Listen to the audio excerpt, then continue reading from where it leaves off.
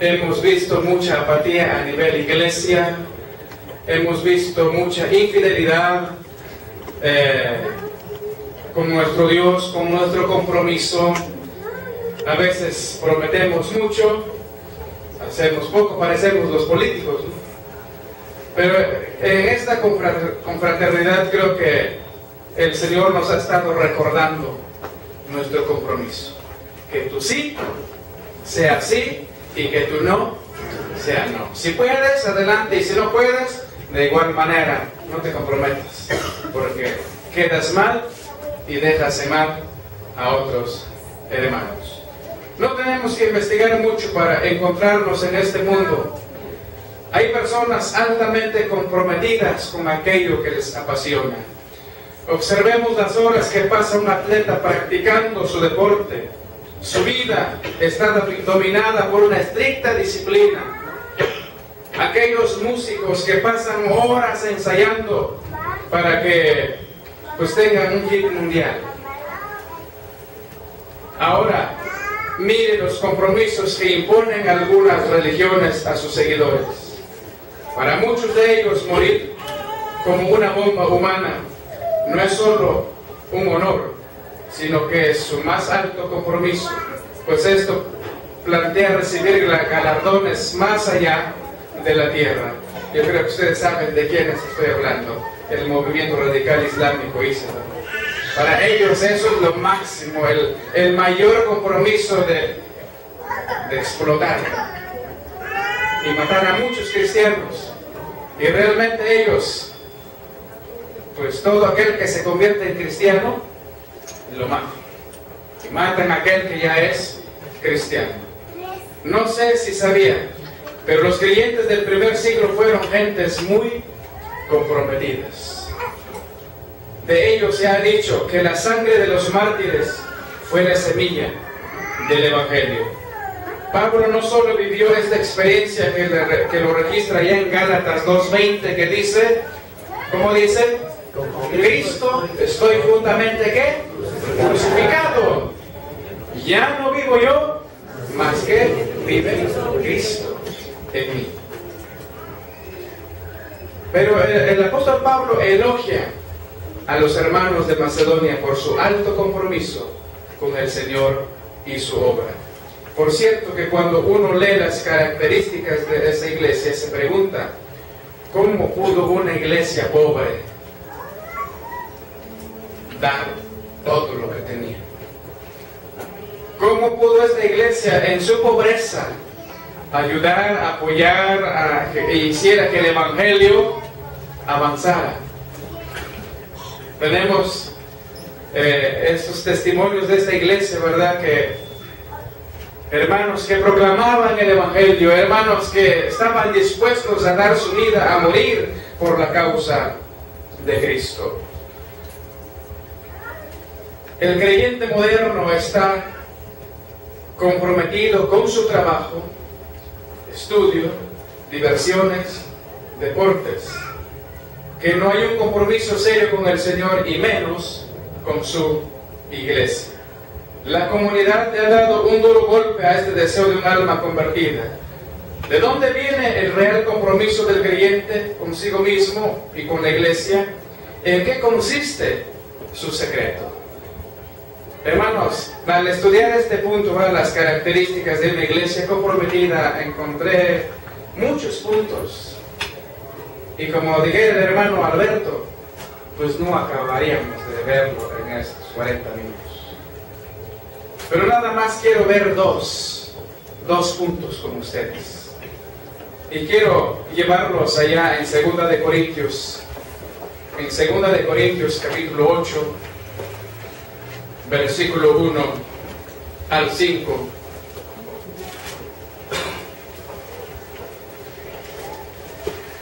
¿De dónde viene el real compromiso del creyente consigo mismo y con la iglesia? ¿En qué consiste su secreto? Dice la palabra del Señor. Asimismo, hermanos, os hacemos saber la gracia de Dios que se ha dado a las iglesias de Macedonia. que en grande prueba de tribulación, la abundancia de su gozo y su profunda pobreza, abundaron en riquezas de su generosidad. Pues doy testimonio de que con agrado han dado conforme a sus fuerzas y aún más allá de sus fuerzas, pidiéndonos con muchos ruegos que les concediésemos el privilegio de participar en este servicio para los santos, y no como lo esperábamos, sino que asimismo se dieron primeramente al Señor y luego a nosotros por la voluntad de Dios. Y el último versículo que leímos va en el versículo 5. Ahí están mis dos puntos que quiero compartir con ustedes. Dice, y no como lo esperábamos, sino que asimismo se dieron ¿qué? Primeramente al Señor. Una iglesia comprometida tiene un doble compromiso donde se deriva todo lo demás que tiene que hacer la iglesia. Se dieron primeramente al Señor.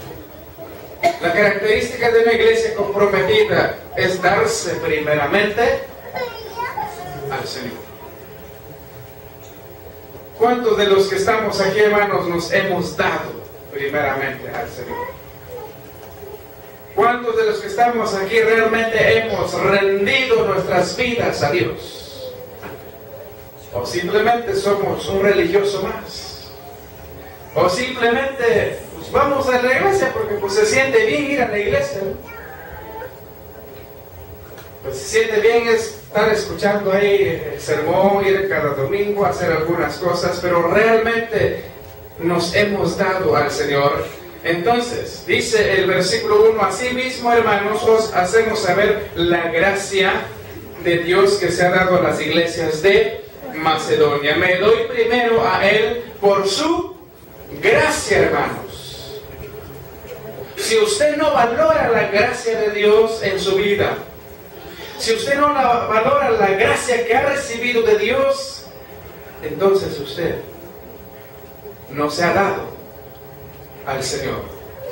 He aquí el auténtico origen del verdadero compromiso espiritual. Si bien es cierto que los hermanos de Macedonia vivían en extrema pobreza material, eran extremadamente ricos por la gracia que les fue dada.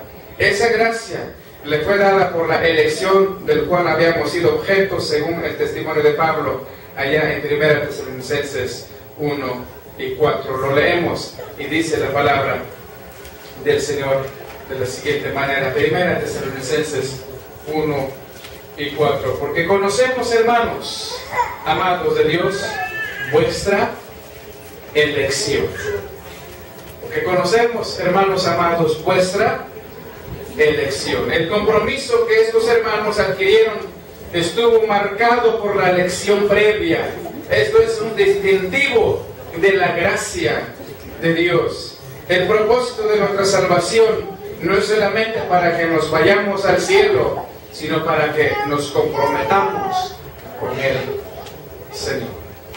Y el hermano Alberto ayer nos estuvo guiando sobre nuestro compromiso personal con Dios, de que tengo que conocerlo, de que tenemos que entregar nuestra vida, primeramente nacer de nuevo. Y esto es lo que estos hermanos valoraban, la gracia que ellos habían recibido. La gracia, eso es lo que ellos los motivaba a entregarse. Hoy tenemos tantos creyentes que viven felices por haber sido salvados. ¿Cuántos son felices por ser salvos, hermanos? Nomás vi como la cuarta parte. Los demás no creo que sean salvos, ¿no? Entonces tengo que cambiar eso para presentarles el plan de salvación. ¿Somos felices porque somos salvos? Pero nulos en su compromiso con aquel que los salvó. ¿Sí me explico, hermanos? Soy feliz porque Dios me salvó, porque sé que si me muero, ¿a dónde voy a ir? A la presencia del Señor. Pero que con mi compromiso con el Señor ese está nulo. No, hermano, usted no me hable de compromiso. No, hermano, no, usted ni mencione esa palabra. Es una palabra que estamos diciendo allá que da miedo a las personas, tanto en la sociedad y tanto dentro de la iglesia, da miedo la palabra compromiso. Ya hoy en día ya nadie se quiere comprometer. Los muchachos dicen, vamos a juntarnos. Ya nadie se quiere casar porque no quieren compromiso. Y estoy seguro que muchos de los que están aquí viven en unión libre. ¿Por qué? Porque no quieren un compromiso. Pero vamos a probarlo. Si funciona 2 o 3 meses y pues ya no, pues seguimos. Y si no, pues cada quien a su lado. ¿Qué significa eso? Que no hay un compromiso. Los hermanos en la iglesia no quieren ser miembros de una iglesia. ¿Por qué? Porque no quieren un compromiso. Porque el ser miembros de una iglesia, eso se requiere un compromiso. Tengo que comprometerme con mi iglesia. Es el punto que sigue más adelante. Entonces, hermanos, somos muy felices de ser salvos, pero nulos en nuestro compromiso con aquel que nos salvó. Observe lo siguiente: la gracia del Señor se manifestó a varios hermanos de Macedonia con los mismos resultados. Estando en Filipos, Pablo predicó y la gracia alcanzó a una mujer llamada Lidia, la vendedora de púrpura. El impacto de la gracia llevó a esta mujer a dedicar su talento y sus bienes al Señor. Fíjense lo que hizo la gracia de Dios. Impactó tanto la vida de Lidia que ella dedicó su talento y sus bienes a Dios. El carcelero de Filipos, Hechos 16:4. Su transformación impactó ¿a quién? A su familia. Inmediatamente ellos entendieron y comprendieron que al ser salvos adquirían un compromiso con su Salvador. El problema, hermanos, muchos de nosotros hemos aceptado a Cristo como nuestro Salvador, pero no como nuestro Señor. Si usted está en eso, usted tiene que aceptar a Cristo como su Señor, no solamente como su Salvador. Porque al tener, ¿cuántos tenemos a Dios, a Cristo como nuestro Señor? ¿Eh? Un amén muy aguado, hermano. ¿Tiene a Cristo como su Señor, hermanos? ¿Saben qué significa eso?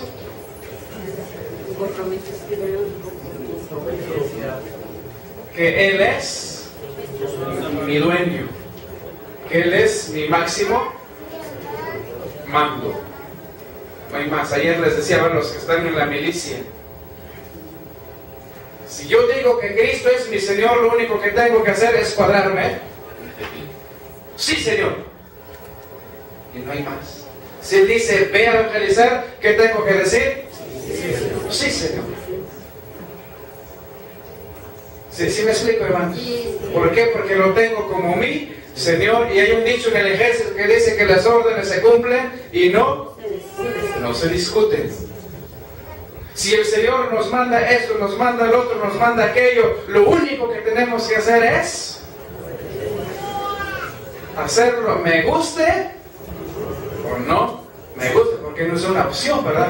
Por tanto, ir y hacer discípulos sobre la gran comisión no es una opción, es un mandato, es una orden. Entonces, hermanos, ese es el punto que a veces nos cuesta trabajo de entender. Pero estos hermanos de Macedonia se entregaron primeramente al Señor. Entonces me doy primeramente al Señor por su gracia. Me doy primero a Él como mi nuevo dueño. Ya su dueño no es Satanás. La Biblia dice que nos sacó del reino de las tinieblas. ¿A dónde? A su luz admirable, al reino de su amado Hijo. Entonces me doy primero a Él como un nuevo dueño. La región de Macedonia perteneció al gran mundo griego, cuyos habitantes tenían muchos dioses a quienes les rendían suprema adoración. La conversión a un solo Dios planteaba un reto muy grande para estos nuevos hermanos. Los hermanos de Macedonia son un ejemplo que nos muestra claramente quién es el nuevo dueño de mi vida y a quién debo rendirle todo lo que tengo, todo lo que soy, todo, hermanos.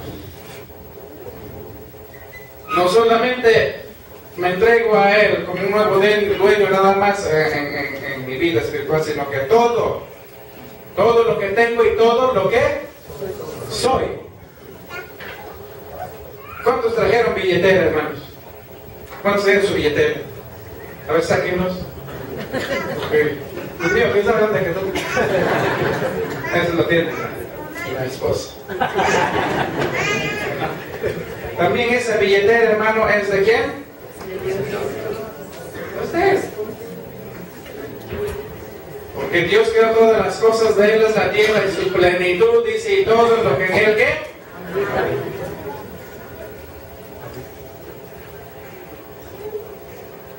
Estoy seguro, ¿verdad? Muchos dijeron, qué bueno que no se la confraternidad, allá ya no voy a diezmar en mi iglesia. No, hermanos, aquí no diezmen lo que tiene que diezmar en su iglesia, porque su iglesia, su pastor, también tiene necesidad. Si al rato los hermanos recojan una ofrenda de su ofrenda, pero su diezmo, délo a su iglesia y guárdenlo para su iglesia. Pero de seguro, estamos acostumbrados como no asistir a la iglesia, pues ya. El diezmo del domingo de la fecha, ¿qué estamos? Ya me tomé una Coca-Cola con ella. Oye, me eché unos taquitos, no, hermano. Esto no es lo que hacía la iglesia. ¿Por qué? Porque se dieron primeramente por su gracia y luego se dieron a Dios como un nuevo dueño. En el texto hay algo muy curioso. Pablo sabía que sus hermanos podían hacer algo según sus posibilidades, pero él mismo reconoce que no fue como lo esperábamos, dice, ¿verdad? Él dice, pues tus hermanos son muy pobres, muy escasos sus recursos. Esa es la idea de Pablo, pero Pablo cuando se da cuenta, cuando observa la vida de esta iglesia, dice, pues no era como lo esperábamos, no era como yo lo pensaba. Yo pensaba que tus hermanos iban a dar poquito. No, sino que, ¿qué dice? Dieron más allá de sus fuerzas. ¿Sí nos damos cuenta, hermano? ¿Sí me explico? ¿Por qué? Porque me doy primero a Él como un nuevo dueño. Las expectativas de Pablo fueron superadas grandemente porque ellos se dieron primeramente al Señor. He aquí el verdadero secreto del compromiso, hermanos. Si tú no estás comprometido con el Señor, es que no te has dado, no te has rendido, no te has consagrado a Él. Esto pudiera plantear la siguiente pregunta. ¿Será que la falta de compromiso en tantos creyentes de hoy se debe a que no hay una entrega al Señor? ¿Será que mi entrega es ante todo a las cosas que me dan placer? ¿Será que el Señor no es mi verdadero placer? ¿Quién es tu verdadero placer, hermano?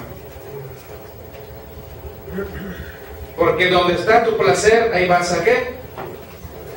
Ahí está tu corazón y ahí vas invertido.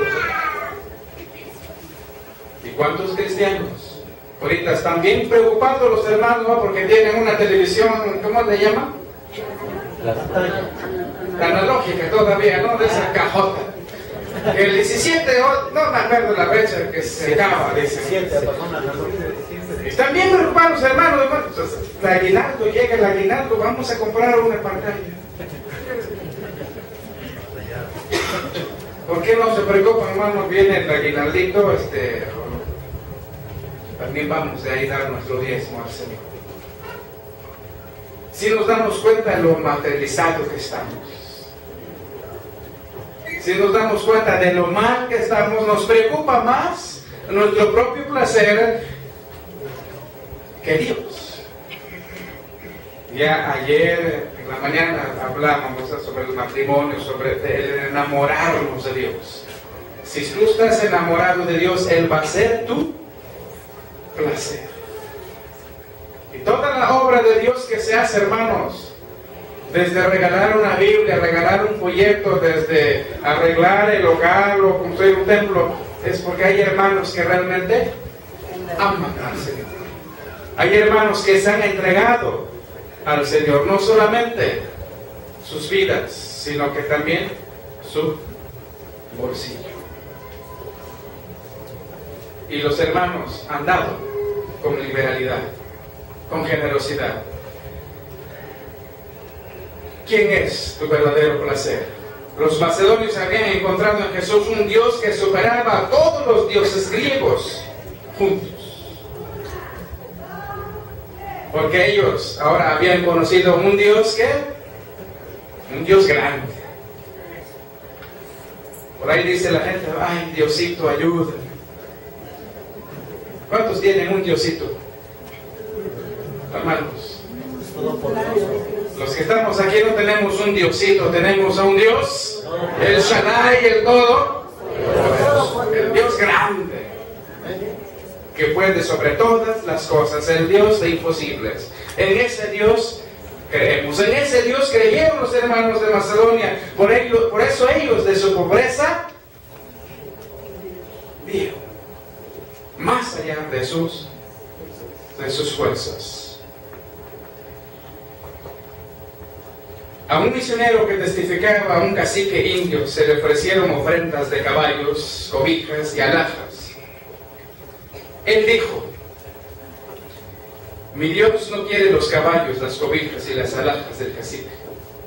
Él quiere al mismo cacique. El cacique respondió, su Dios es muy sabio, porque cuando me entregue a Él, también recibirá mis caballos, cobijas y alhajas. Están las palabras de un poema, el regalo, sin el que lo regala no tiene mérito. Entonces, hermanos, si Dios te tiene a ti primero, tu corazón, todo tu ser, es que va a tener todo. Pregunto, los que estamos aquí, hermanos, ¿Dios ya tiene todo de ti? Y si no, es el momento de que tú hagas un compromiso de decirle, Señor, yo quiero rendirme a ti, yo quiero consagrarme a ti. Si tú has conocido al Señor, pero has violado tu compromiso con Dios, tu pacto con Dios, has sido infiel, Dios también promete restaurarte.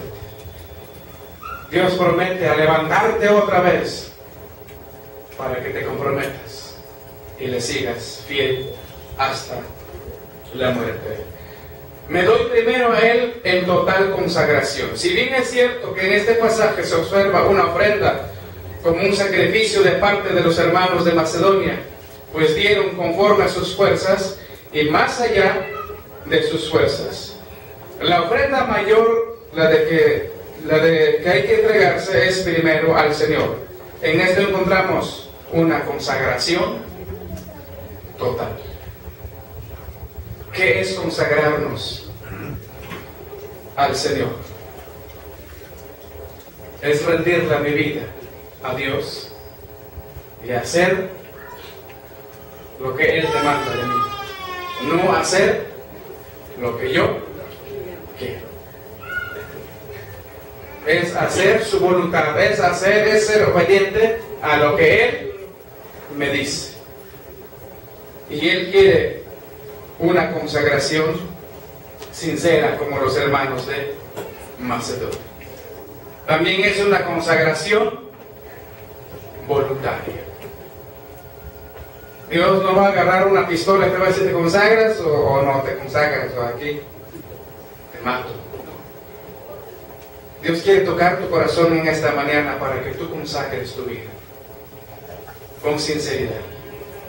Como uno observa este pasaje, cuando uno observa este pasaje con mucho cuidado, pronto descubre lo que en verdad significa consagrarse al Señor. Quizás nosotros, por vivir un cristianismo tan distinto y algunas veces tan superficial, no nos percatamos de lo que era sufrir al momento de entregarnos al Señor en ese tiempo.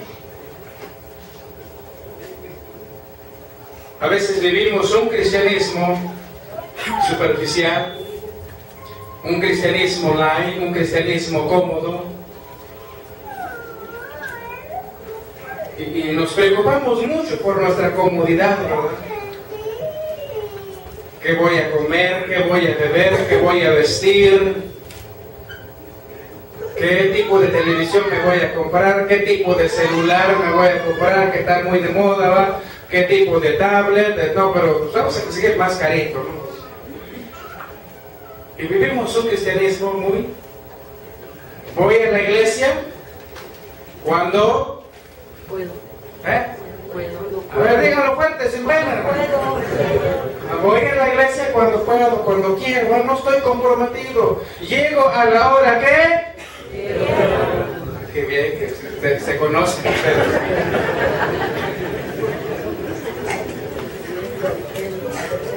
Cuando el pastor, liderazgo de la iglesia, dice, hermanos, vénganse, vamos a evangelizar, vamos a hacer esto, ¿y qué hacemos? No, hermano, yo no sé, hermano, no puedo, no tengo tiempo. No, hermano, ¿qué crees? Se me murió mi perrito, tengo que ir a cerrar. Llega el domingo, le preguntas al hermano, ¿y qué pasó? ¿Por qué no vino? No, hermano, ¿qué cree? Que me apachurré un dedo del pie gordo. A ver, hermano, quítese los zapatos. El hermano agarra también el pie así para no verlo, porque no es cierto. Es un pretexto. ¿Por qué razón, hermanos? Porque no nos hemos consagrado al Señor con sinceridad. No nos hemos comprometido a Él. Entonces vivimos un cristianismo muy distinto a lo que vivieron los hermanos de Macedonia, a la iglesia primitiva. Ellos vivieron un cristianismo de sacrificio. Ellos vivieron un cristianismo donde estaban dispuestos a morir por causa del Evangelio. Pero nosotros, tantito una prueba viene en nuestra vida, ¿qué hacemos? No, yo no voy a la iglesia. Un hermano me decía por ahí, no digo de dónde. No, hermano, si Dios me manda al infierno, que me mande al infierno, porque cada vez que yo quiero esforzarme con el Evangelio tengo muchos problemas. Así me dijo. ¿Qué, hermano? Le dije, con tus palabras serás justificado, con tus palabras serás condenado. Ahí nos vemos.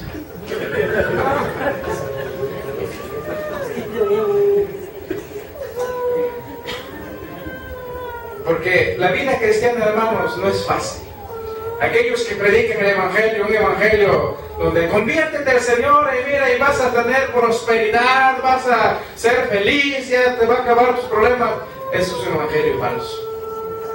El Señor Jesucristo dice, en el mundo tendréis aflicción, pero confiad, yo O sea, en tu caminar como cristiano, en tu compromiso con Dios, hermano, vas a tener muchas aflicciones, muchas pruebas. Pero ahí es donde se va a ver tu verdadero compromiso con el Señor. Si realmente sí o no. ¿A qué se exponía un creyente en ese tiempo de los hermanos allá de la iglesia primitiva? Pues era morir. Pero la muerte, se exponían a la muerte, a ser despedazados por la iglesia. Primeramente, darme al Señor. Segundo, darme a la iglesia. Y esto nos pone a pensar. Si yo les pregunto cuántos se han dado al Señor, la mayoría va a levantar su mano. Y si yo les pregunto cuántos se han dado a su iglesia, de aseguro que muchos de los que están aquí asisten cada mes, cada medio año, cada Navidad, cada Semana Santa, cada confraternidad, y no se me queden viendo feo. Que es la realidad, hermanos, lo que hemos visto en nuestras iglesias. Es la realidad de lo que hemos visto en nuestro liderazgo dentro de la región. Desde un año se preparan las reuniones, las confraternidades, y luego, ¿dónde están los hermanos? Alguien decía ayer, brilla la ausencia de los pastores aquí. Imagínense, si usted como pastor no está comprometido, ¿cómo va a estar su iglesia? Su iglesia es lo que usted es, nada más, así hermanos, eso lo dijimos ayer. Entonces, primero al Señor y luego a la iglesia. Fíjese lo que dice el versículo 5. Y no como lo esperábamos, sino que asimismo se dieron primeramente al Señor y luego a nosotros por la voluntad de Dios. Y luego a nosotros, la palabra a nosotros está hablando a la iglesia. Hay un concepto moderno que dice Cristo sí, iglesia no. ¿Qué tipo de cristianos son esos? ¿De quién sabe si sean cristianos? Tengo la impresión que algunos creyentes le han hecho caso a ese eslogan. Cristo sí, iglesia no. Y andan como chapulines de iglesia en iglesia. No me gustó esta iglesia, me voy a la otra. No, aquí no me saludaron, me voy a la otra. No, aquí. Y así usted no va a crecer en su vida espiritual, ni así usted va a servir al Señor. Plántese en una iglesia, crezca, sirva ahí, a menos que el Señor le indique que tiene que moverse para levantar una obra nueva. Muévase. ¿Sí me explico, hermanos? Después de que un verdadero cristiano se ha entregado al Señor, el siguiente acto inmediato debe ser entregarse a su iglesia donde ha creído. Se nos dice que Pablo se unió inmediatamente a los hermanos después que creyó en Hechos 9:19 y en el capítulo 2:41. Dice que los que habían recibido la palabra se bautizaron y ¿qué dice? Y se añadieron a la iglesia en aquel día como 3,000 personas. Habían creído el Evangelio, se bautizaron y luego se añadieron a la iglesia. Ese es el compromiso. Creo en el Señor, acepto al Señor como mi Salvador y Señor, y luego me involucro, me integro como miembro de la iglesia donde creí.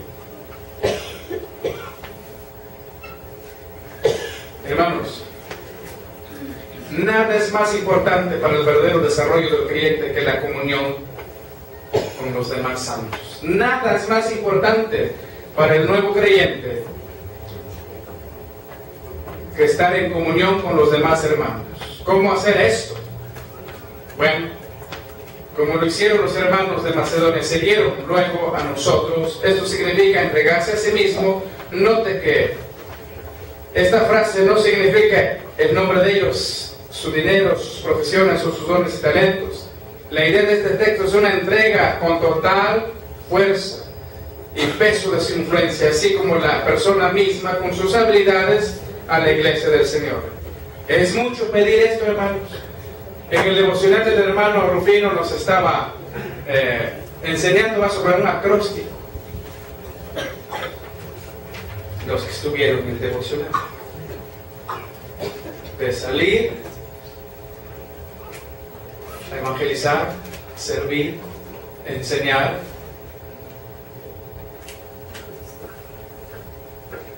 La palabra del Señor dice: todos los que habían creído estaban ¿qué? Juntos, y perseveraban en la doctrina de los apóstoles, en la comunión unos. Entonces la Biblia nos exhorta de que sí hay la necesidad de que tenemos que congregarnos en una iglesia local, ser miembros de una iglesia local. Porque es la iglesia que si usted va a servir al Señor, va a tener la cobertura espiritual, va a tener también la cobertura hasta económica de la iglesia para que usted pueda servir al Señor. Pero si usted sirve al Señor de una forma solitaria, ¿quién lo podrá ayudar? Yo sé que algunos se sienten muy héroes, no, ya estoy con el Señor, no necesito de los demás. No se sienta héroe. La Biblia no enseña eso. La Biblia nunca enseña ser cristianos solitarios, porque necesitamos de los demás. Sino de su dinero, de sus oraciones, de sus palabras de ánimo. Hermanos, fuércese, no se desanime. La cosa está fea, pero mire, estamos con usted. Necesitamos unirnos, ser miembros de una iglesia. Amado, si usted no lo ha entendido, hágalo ahora.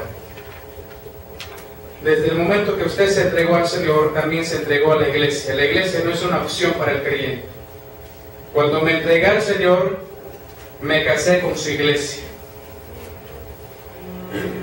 ¿Sí me explico, hermanos? Cuando me entregué al Señor, me casé con su iglesia. El hermano Adrián ayer nos estaba hablando de los novios, los desposorios. El hermano nos habló del matrimonio. Y realmente la iglesia se compara mucho con el matrimonio. ¿Cuál fue el contrato matrimonial que usted pronunció, o el enunciado matrimonial, cuando usted estaba allá ante el juez? ¿Promete serle qué? Fiel. En la pobreza, en la abundancia, en la enfermedad, en la salud, y bla, bla, bla, bla. ¿De qué dijo usted? Pues ya qué, ¿no? No, sino que usted dijo, sí. Y le pregunta a ella, ¿promete usted serle este hombre fiel?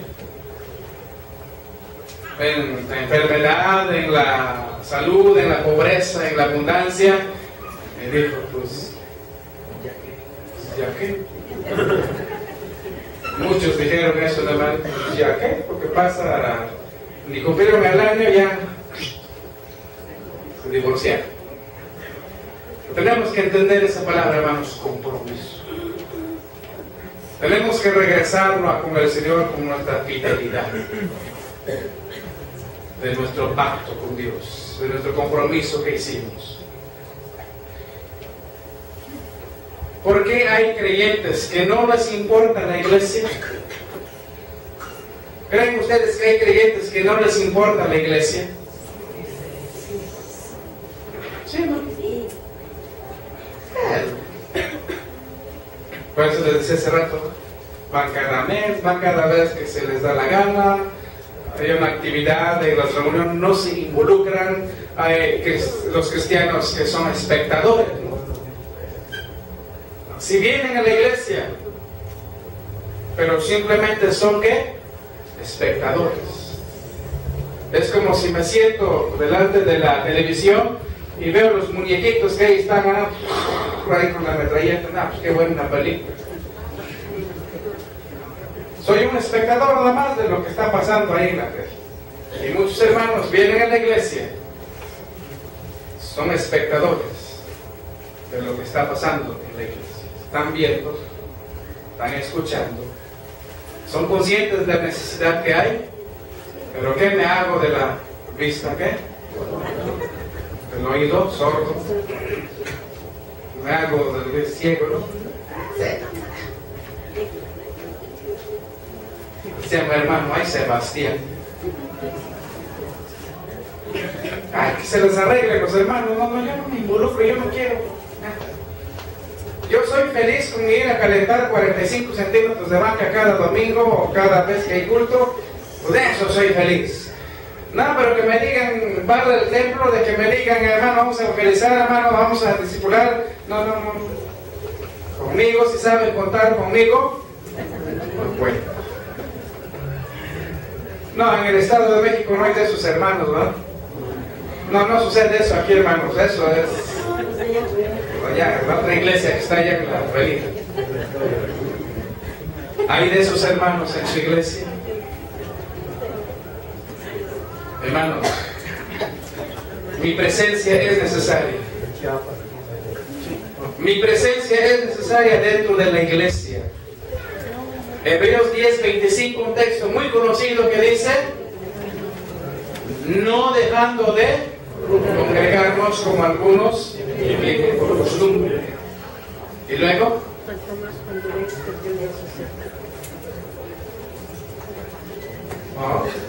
a ver, no dejando de congregarnos como algunos tienen por costumbre.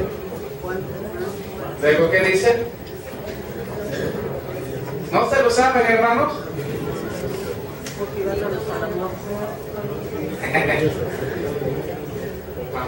Cuando veis que aquel día fue el día del Señor. Pero antes de ese texto dice: consideraos unos a otros. ¿Qué dice? Exhortándonos, animándonos unos a otros en el temor del Señor.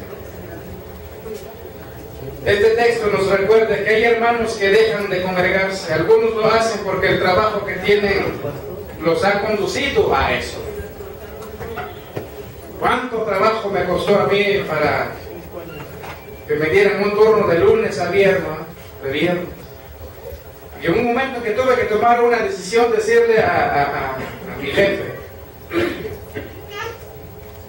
cuando llega y dice: vas a firmar la papeleta porque aquí te vas a quedar todos los domingos, vas a descansar tu semana. Digo: no, espérate, antes que firme, si no hay más servicios para mí, no voy a firmar, me voy a presentar a las oficinas porque voy a renunciar. Y me dijo: no, espérate, ¿tú cómo vas a renunciar? Tengo un servicio de lunes a viernes. Digo: entonces, ¿qué esperas? Y me dice: mañana te presentas. No tenemos que tomar una decisión, hermanos, porque a veces duele, ¿va?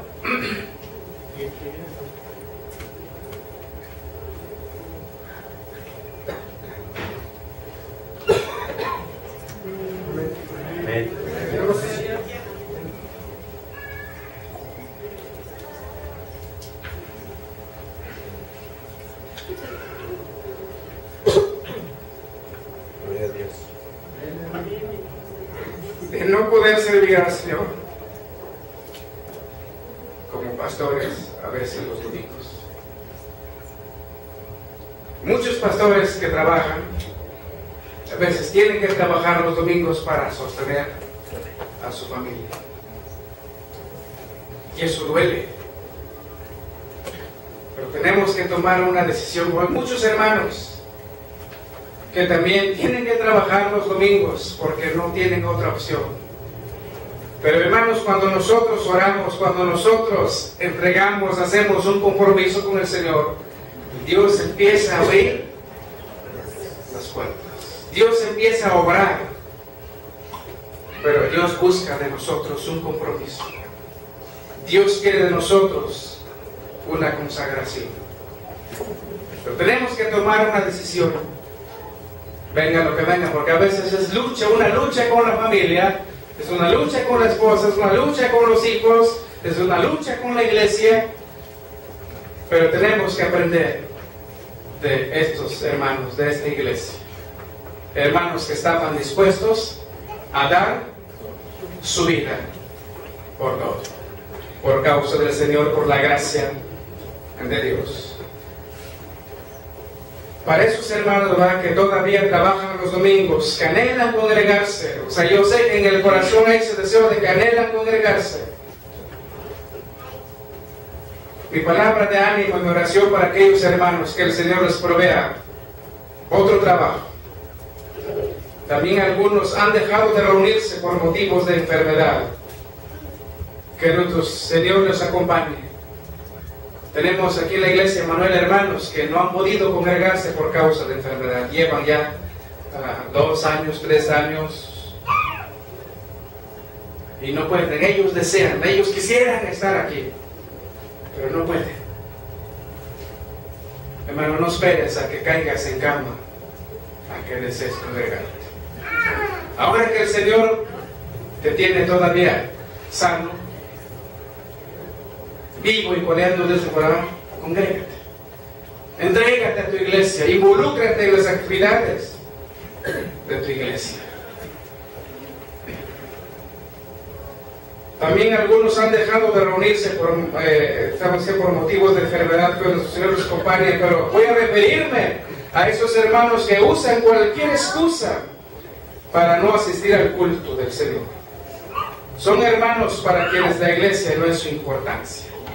No les importa la iglesia. Ellos están en los que dicen, Cristo sí, iglesia no. Si no lo sabía, cuando usted esté delante del Señor, será duramente reprendido y no habrá galardones para su vida. Pues escogió vivir un cristianismo sin la comunión de los santos. Los hermanos de Macedonia se entregaron al Señor, pero también a la iglesia. Fue a través de ellos que Dios despertó el deseo de ayudar a los hermanos de Jerusalén. Aquellos, aunque ellos necesitaban ser ayudados, aunque ellos tenían necesidades más fuertes que los de Jerusalén, pero estuvieron dispuestos a dar más allá de sus fuerzas. Aquí habrá que decir algo que puede ser duro, pero alguien llamándose creyente, deliberadamente no le importa su iglesia y cualquier excusa la considera válida para no asistir, habrá mucha duda si realmente es un hijo de Dios. Y mayormente, hermanos, a los de la familia de la fe. Y esto es lo que hicieron los hermanos. Ayudaron, apoyaron mayormente a los de la familia de la fe. Gálatas 6, versículo 10.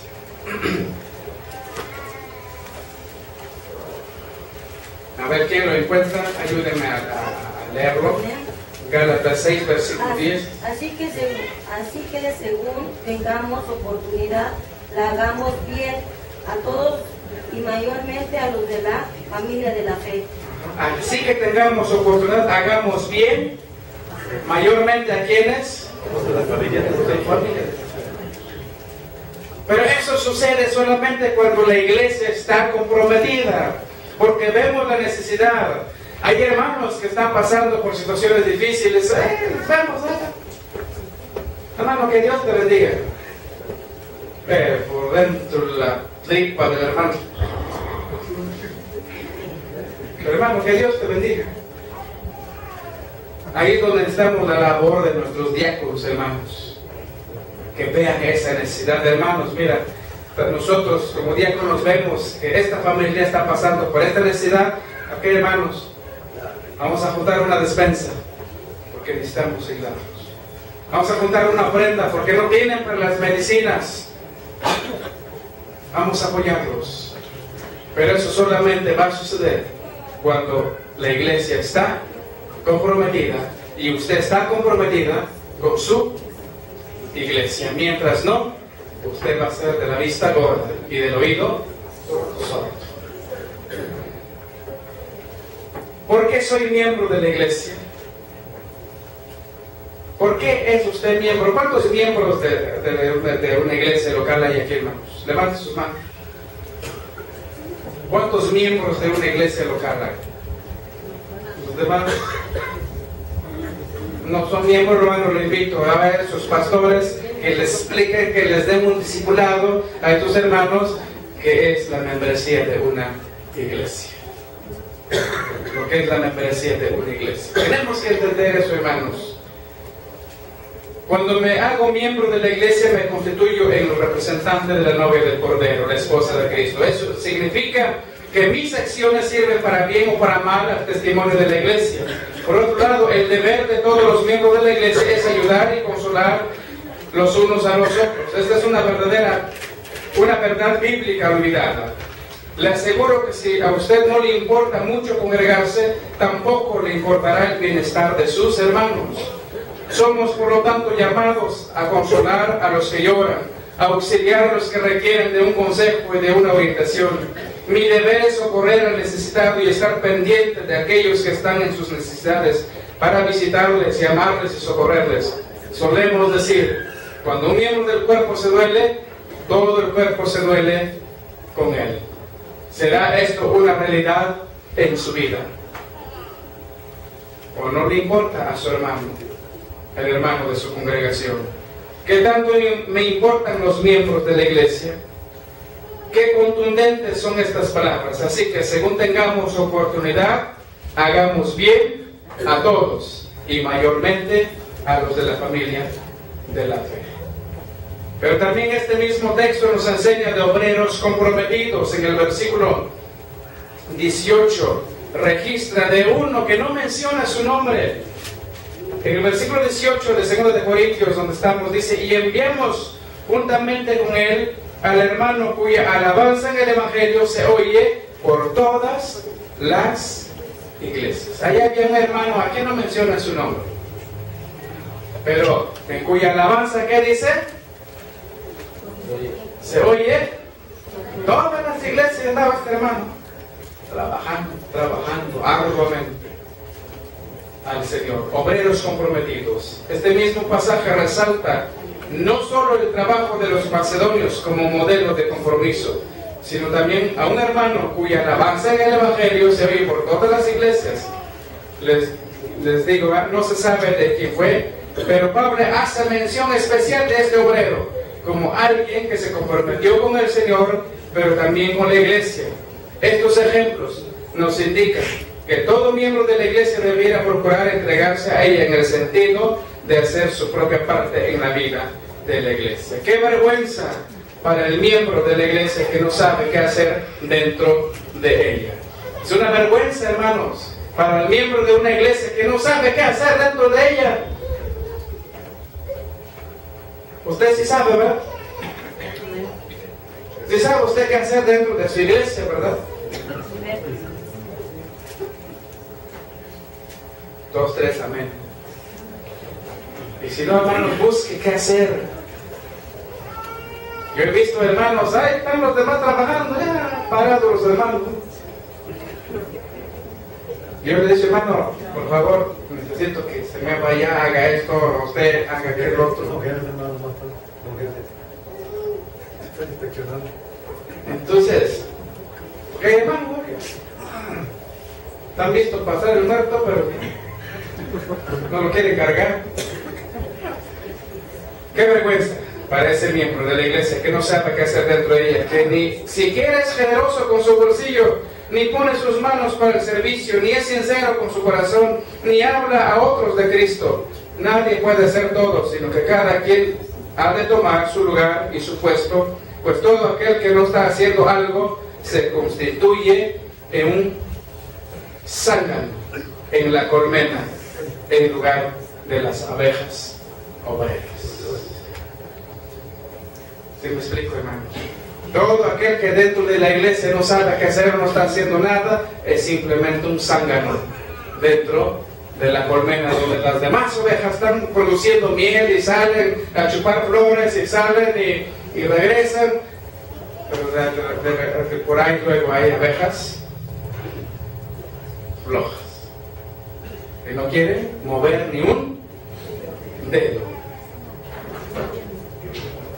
con las que siempre están trabajando para producir la miel que de tanta bendición ha llegado a ser. Nada debiera darle más placer a un creyente que servir al Señor a través de la iglesia, pero no debiera darle más vergüenza que vivir como un zángano en la vida, en la divina colmena.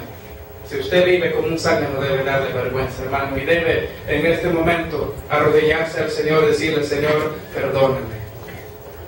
perdóname porque he sido un negligente, perdóname porque he sido un flojo en tu iglesia, en tu obra.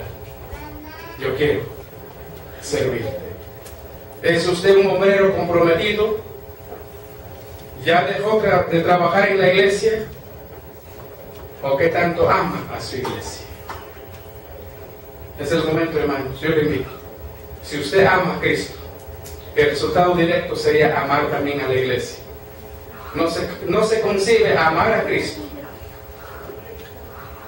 pero apreciar a la iglesia solamente, sino que usted tiene que amar también a la iglesia. Nosotros debemos amar tanto a la iglesia y velar por ella, porque se nos dice que Cristo la amó tanto que dio su vida por ella. Miren lo que Pablo nos dice del amor de Cristo por la iglesia según Efesios 6, 25, 27. Un texto que ya leyó el hermano. Sino que se entregó a sí mismo por ella, amando, purificando, porque está preparando una iglesia sin mancha ni arruga. Hubo una entrega para ella, pero también un propósito: presentarla sin mancha y sin arrugas. Si me comprometo con Cristo, también me comprometo con su iglesia. Es hora de entender y vivir este doble compromiso espiritual. El amar a Cristo se mide por el amor a la iglesia. No puede usted decir amo a mi iglesia y no asistir, no apoyar, no dar su vida por ella.